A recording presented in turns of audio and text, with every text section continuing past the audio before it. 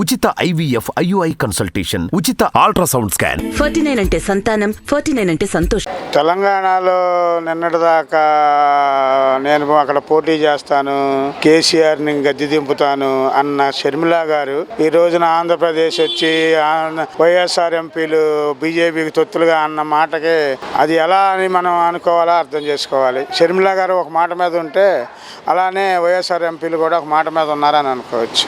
రాజకీయంలో ఎవరి ప్రయోజనాల కోసం పార్టీ అలా రాష్ట్ర భవిష్యత్తు కోసం జగన్మోహన్ రెడ్డి గారు కేంద్రంతో సఖ్యతగా ఉన్నారు కాబట్టి ఆంధ్రప్రదేశ్ ఎంపీలు కూడా అలానే ఉన్నారు. అంతేగాని తొత్తులుగా ఎందుకు మారతారండి? మారరు. అవన్నీ షర్మిల గారు అవివేకంతో మాట్లాడే మాటలు, రాజకీయ ఎత్తుగడ మాటలు ఇవన్నీ.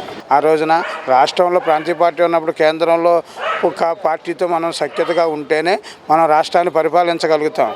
అంతేగాని మనం ఇష్టం వచ్చినట్టు కేంద్రంతో మనం గొడవలు పెట్టుకుంటే మనకు నిధులు ఎలా వస్తాయండి? మనం మంచిగా ఉన్నప్పుడే మనం రాష్ట్రాన్ని నిధులు తెచ్చుకొని రాష్ట్రాన్ని పరిపాలించగలుగుతాం. అంతేగాని ఇష్టానుసారంగా చేస్తే మరి తెలుగుదేశాన్ని ఆ రోజున చేసిన పనికే కదండి రాష్ట్రంలో ఏది అభివృద్ధి చెందలేకపోయింది. అది విషయం. జగన్మోహన్ రెడ్డి ప్రతిపక్ష నేతగా ఉన్నప్పుడు ప్రత్యేక హోదా కోసం దీక్షలు చేశారు. అధికారంలోకి వచ్చిన తర్వాత కనీసం దాని గురించి ప్రస్తావన కూడా తీసుకురాలేదంటూ కూడా షర్మిల వ్యాఖ్యలు చేశారు. షర్మిల గారికి ప్రత్యేక హోదా గురించి మాట్లాడే అర్హత కూడా లేదండి. ప్రత్యేక హోదా కల్పించలేనిది ఎవరండి? జీవోలో పెట్టంది ఎవరండి? కాంగ్రెస్ పార్టీ కాదా? ఆ రోజున మీరు విడదీయకుండా ఉండమని చెప్తే విడదీసేసి మీ ఇష్టానుసారంగా చేసింది కాంగ్రెస్ పార్టీ కాదా?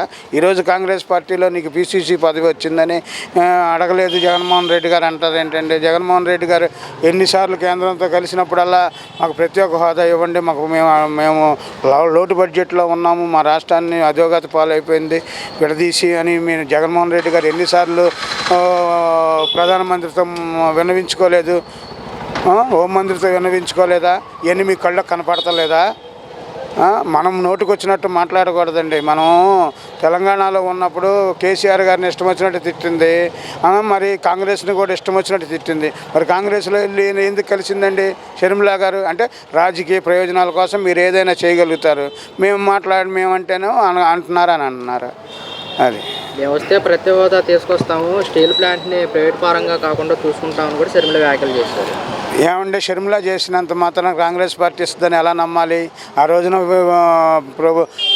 ఆంధ్రప్రదేశ్ని విడదీసి ప్రత్యేక హోదా లేకుండా చేసింది కాంగ్రెస్ పార్టీని. ఈ రోజున 10 సంవత్సరాలు అయిన తర్వాత ప్రజలు నమ్ముతారా? ఏమని నమ్ముతారండి? కాంగ్రెస్ పార్టీకి ఎప్పుడు భవిష్యత్తు ఉండదు ఆంధ్రప్రదేశ్లో. ఎందుకు ఇవ్వాలండి? ఆంధ్రప్రదేశ్లో ప్రజలు ఎవరండి? చీకటి గదుల్లో ఒప్పందాలు తలుపులు వేసేసి మూజు అనే ఓటుతో రాష్ట్రాన్ని ఎడదీసింది కాంగ్రెస్ పార్టీ. దానికి గాను అది మూల్యం చెల్లించుకోవాల్సిందే కాంగ్రెస్ పార్టీ ఎప్పటికైనా. నిన్నటి వరకు టీడీపీ జనసేన రెడ్డి అంటూ వ్యాఖ్యానించారు. ఇప్పుడు సొంత చెల్లి రెడ్డి అంటున్నారు కదా, దీనిపై మీ అభిప్రాయం ఏంటి?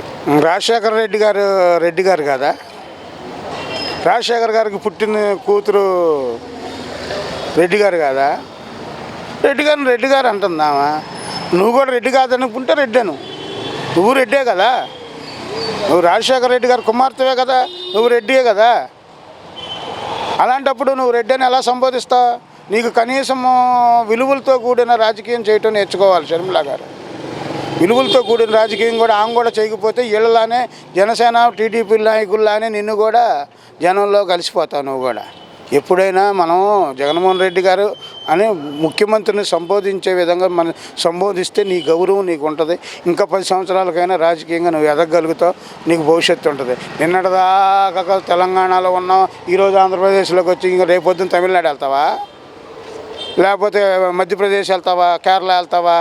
అంటే 29 రాష్ట్రాలు ఎలానే తిరుగుతావా? నాకు అక్కడ ఓటు ఉంది, లేకపోతే మా చుట్టాలు ఉన్నారు, మా అక్క వాళ్ళు ఉన్నారు, మా బావ వాళ్ళు ఉన్నారని తిరుగుతావా? అది మంచి పద్ధతి కాదండి. ఒక చోట ఉన్నప్పుడు మనం ఒక చోటకే కట్టుబడి ఉండాలి.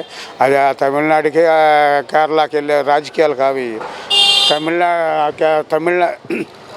తెలంగాణలో ఉన్నప్పుడు తెలంగాణలో నువ్వు రాజకీయం చేసినట్టయితే నీ విలువలతో కూడిన రాజకీయం నువ్వు భవిష్యత్తులో ఒక మంచి ఉన్నతమైన స్థితికి ఎదిగేదానివి. ఈ లోపల యూటర్న్ తీసుకొని నేను వెళ్ళలేను అని ఆంధ్రప్రదేశ్లోకి వచ్చి నా సొంత ఇంటికి వచ్చాను, ఇప్పుడు నేను చేస్తాను, అక్కడేమో కోడలుగా చేస్తాను, ఇక్కడేమో కూతురుగా చేస్తాను, ఇంకోసారి ఏమో ఇంకా అత్తగా చేస్తావా? నీ కోళ్ళ తర్వాత కేరళది అయితే నేను కేరళ అత్తనని చెప్పి మా కోళ్ళు ఇక్కడ ఉంటుందని చేస్తావా? అది మంచి పద్ధతి కాదు.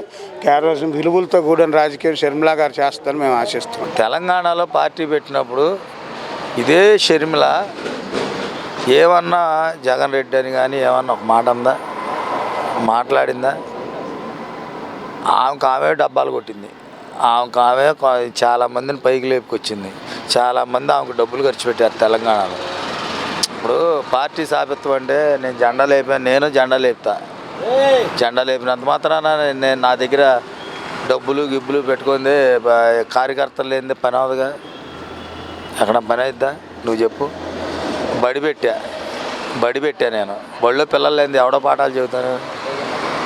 షర్మిల పార్టీ పెడితే 3 మంది మరి బ్యానర్లని రాజకీయం అని పనులని చేశారు. వాళ్ళ జీవితాలు ఏవైనాయి తెలంగాణలో సర్వనాశనం అయిపోయినాయి.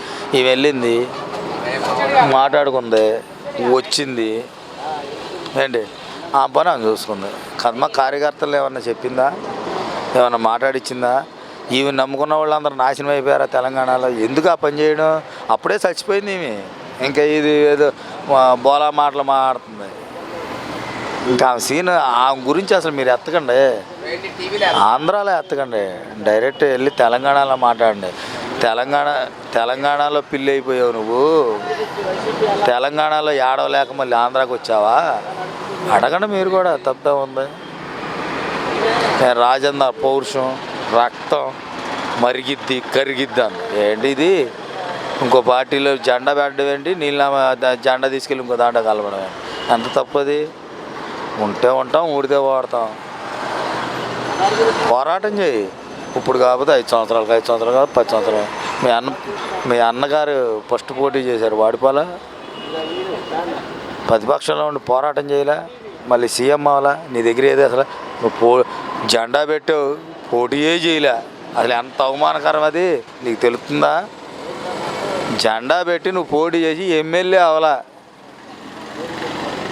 నువ్వా మాట్లాడేది ఆంధ్ర గురించి? అసలు ఎవరు ఆంధ్ర గురించి మాట్లాడితే పనికిరారన్న. అసలు జగన్మోహన్ రెడ్డి గురించి మాట్లాడడానికి పనికిరారు వీళ్ళు. ఇవన్నీ వేస్ట్. చెల్లావనే తల్లావనే ఎవరన్నా అవని.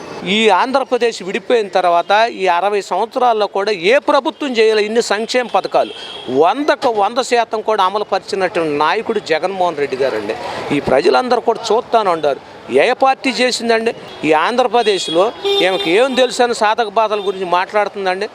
ఈ రాష్ట్రం పోలవరం గురించి మాట్లాడుతుంది, విశాఖ స్టీల్ ప్లాంట్ గురించి మాట్లాడుతుంది. అలాగే విభజన హామీలు కూడా తెలంగాణ నుంచి మనకు రావాల్సిన డబ్బులు, నీళ్లు, నిధులు కూడా మరి మాట్లాడాలి కండి. మొన్న కూడా ఒక 2 నెలల కిందట మీరు చూశారు సాగర్ గేట్ల దగ్గర కూడా ఎంత దుర్మార్గం చేశారు తెలంగాణ వాళ్ళు. మరి వాళ్ళని నిలబెట్టొచ్చు కదా రేవంత్ రెడ్డిని. కానీ ఆడ ప్యాకేజీ తీసుకుని వచ్చి ఆంధ్రప్రదేశ్లో మాట్లాడుతుంది షర్మిల. రేపు ఎలక్షన్లో కూడా మీరు చూస్తానంటారు. ఏమైనా అసలు పట్టించుకోవాల్సిన పని లేదండి. ఆ కేపాల కంటే దారుణంగా రేపు ప్రజలు ఈ షర్మిలని తిరస్కరించి తిప్పుతో తరిమేస్తారండి ఈ రాష్ట్రం నుంచి. అది ఇప్పుడున్న ప్రభుత్వం పోవాలి, కాంగ్రెస్ ప్రభుత్వం రావాలని వ్యాఖ్యలు చేశారు. చచ్చిపోయిన పార్టీకి అసలు ఏముందండి? నేను అనేది ఒక కార్పొరేటర్ కూడా లేడండి ఈ కాంగ్రెస్ పార్టీకి. ఎందుకు చెప్పగలుగుతున్నామంటే అడ్డగోలుకి రాష్ట్రాన్ని విభజించి వికటానందం పొందింది సోనియా గాంధీ. అలాగా తెలంగాణ నాయకులు ఆ వి హనుమంతరావు గారు కానీ, ఆ జైపాల్ రెడ్డి కానీ, ఎట్లాంటి వాళ్ళు ఈ ముసలోళ్ళు అందరూ ఈ నా కొడుకులందరూ చేరి ఈ రాష్ట్రాన్ని ఎడగొట్టి ఎన్ని రకాలు చేశారండి. ఆంధ్రప్రదేశ్ని అన్యాయం చేశారు, రోడ్డు మీద నిలబెట్టారు.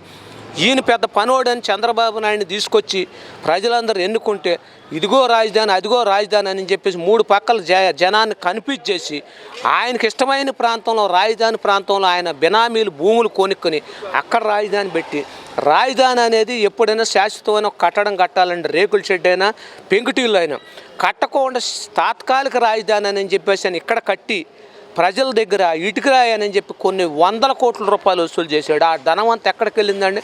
చంద్రబాబు నాయుడు జేబులో వేసుకొని తాత్కాలిక రాజధాని అని కొన్ని 1000 కోట్లకు తగలబెట్టాడు. అదే శాశ్వత రాజధాని అమరావతిలో ఎందుకు కట్టలేదండి? కట్టకపోగా ప్రాంతాల మధ్య చిచ్చు పెట్టి విద్వేషాలు రెచ్చగొట్టినటువంటి నాయకుడు చంద్రబాబు నాయుడు. ఎందుకు చెబుతున్నాడు? జగన్మోహన్ రెడ్డి గారు వచ్చిన తర్వాత 3 ప్రాంతాలకు కూడా సమపాళ అభివృద్ధి కావాలి అని కర్నూలు న్యాయ రాజధాని చేస్తే, శాసన రాజధాని ఇక్కడ అమరావతి చేస్తే, పరిపాలనా రాజధాని విశాఖపట్నం చేస్తున్నాడు. తప్పండి. ఏమంటే తప్ప జగన్మోహన్ రెడ్డి గారు చేసేది? మనం అందరం ఒక ఇంట్లో ఒక పిల్లలు ఉన్నాం, ఒక 5గురు తల్లిదండ్రులు అనేవాళ్ళు 5గురికి సమాన న్యాయం చేయాలి. ఒకళ్ళకి ఎక్కువ ఒకళ్ళకి తక్కువ కాదు కదండి. అది కూడా ఈ ఏబిఎన్ ఆంధ్రజ్యోతి ఆయన కానీ, ఈ టీవీపై ఆ ముసలోడు ఆ బిఆర్ నాయుడు ఆడ డిబేట్లు పెట్టి వాడు ఎన్ని రకాలుగా మాట్లాడుతున్నాడంటే పిచ్చరాతల రాత. జగన్మోహన్ రెడ్డి గారి మీద లెగిస్తే విషం కక్కటమే. జగన్ రెడ్డి అంటాడు డిబేట్లు పెట్టి ఒక్కొక్కళ్ళు రెచ్చగొట్టే ధోరణితో ఈ టీవీ5 ఆయన మాట్లాడుతున్నాడు. ఈ ఏబిఎన్ ఆంధ్రజ్యోతి ఆయన అంతే. ఈనాడు ఆ ముసలాయన చూస్తే మరి ఆయన వయసుకు మించి ఆయన కొద్దిగా పెద్దరకం రావాలి. జగన్మోహన్ రెడ్డి గారి మీద లెగిస్తే ఇదే మాటలు మాట్లాడేది. ఏ జరిగిపోయినాయి అని రాయటం, రాతలు, పిచ్చరాతలు. ప్రజలందరూ ఆయన నమ్మే పరిస్థితి కాదండి. ఎందుకంటే ఈ 5 సంవత్సరాలు కూడా జగన్మోహన్ రెడ్డి గారిని చూశారు. రేపు తప్పకోకుండా కూడా ఆయన మంచి చేస్తే మంచి వాళ్ళు ప్రజలు కూడా ఎన్నుకుంటారండి. అది ఎందుకంటే ఈ పిచ్చి ఇప్పుడు ప్రతిపక్ష నాయుడు చంద్రబాబు నాయుడు కానీ, పవన్ కళ్యాణ్ కానీ, ఇప్పుడు ఈ మధ్యలో ఏమో జోరీగలాగా ఈ షర్మిల చేరింది. వీళ్ళందరి మాటలు కూడా పట్టించుకోరండి. ఎందుకంటే రేపు మంచి చేసాడు కాబట్టి రేపు ఎలక్షన్లో కూడా జగన్మోహన్ రెడ్డి గారికి అవకాశం ఇస్తారు. లేదని అనుకోండి అప్పుడు దేవుడే నిర్ణయం ఇస్తాడండి. మనం కూడా చూస్తూ ఉంటాం. ఎందుకంటే మంచిని మంచి అనే చెప్పుకోవాలండి, చెడుని చెడు అనే చెప్పుకోవాలి. చంద్రబాబు నాయుడు ఏ రోజు 3 సార్లు ముఖ్యమంత్రి చేసి ఏమి సంక్షేమం ఇచ్చాడండి? ఈ రోజున నేనేదో చేసేసాను, అభివృద్ధి లేదని అంటాడు. ఎందుకు అభివృద్ధి లేదండి? జగన్మోహన్ రెడ్డి గారు వచ్చిన తర్వాత 2.5 సంవత్సరాలు కరోనాతో అల్లాడిపోయారు ఈ రాష్ట్ర ప్రజలు. అలాగే వాలంటరీ వ్యవస్థను తీసుకొచ్చి ఆ రోజున ఇంటికి వచ్చి వ్యాక్సినేషన్ కానీ పథకాలు ఎత్తంటే దండాలు పెట్టారు. ఈ రోజున వాలంటరీలు వద్దంటున్నాడు. ఎవడు? ఈ పవన్ కళ్యాణ్ అనేవాడు, చంద్రబాబు నాయుడు. ఆ రోజున గుర్తు రాలేదండి? వాళ్ళంటే ఎలక్షన్లకు వాడుకుంటారు. ఎందుకు వాడుకుంటారండి? వాళ్ళు ప్రభుత్వానికి సంబంధించి సంక్షేమం కానీ ఏ రూపాయన పన్నుల రూపాయలు వాళ్ళ పని వాళ్ళు చేసుకుంటున్నారు. ఈ రోజున మొన్న కూడా మీరు గమనించారు, ఏదో మున్సిపల్ కార్మికులను రెచ్చగొట్టాడు ఏదో చంద్రబాబు నాయుడు. ఆ సంఘాల్లో ఆ సామాజిక వర్గం నాయకులు అందులో ఉండి వీళ్ళని రెచ్చగొట్టి మున్సిపల్ కార్మికుల్ని రకరకాలుగా ఇబ్బందులు పెట్టి ప్రభుత్వాన్ని మీద బురదలేదడి చేశాడు. అలాగే అంగన్వాడీ వాళ్ళను కూడా తలకాయకి 700 రూపాయలు వసూలు చేసి ఒక్కొక్క మనిషి దగ్గర కొన్ని 100 కోట్ల రూపాయలు ఈ నాయకులు వసూలు చేశారు. ఈ సిపిఎం నాయకులు కూడా తెలుసుకోవాలి. ఏంటి ఈ దుర్మార్గుడు ఈయన ట్రాపులో పడి ఈయన ఇచ్చే ప్యాకేజీలు తీసుకుని వీళ్ళు ఆ ముసుగులో ఉండి అంగన్వాడీ వాళ్ళని కూడా రెచ్చగొట్టి ఎన్ని రకాలుగా ఇబ్బందులు పెట్టారు. అంటే ఏంటి? ప్రభుత్వాన్ని ఏదో ఒక రకంగా ఇరకాటంలో పెట్టి తప్పుదోవ పట్టించి చెడు ప్రచారం చేయాలని తప్ప దేవుడు అని ఆయన ఉన్నాడు, ప్రజలను నమ్ముకున్నాడండి జగన్మోహన్ రెడ్డి గారు.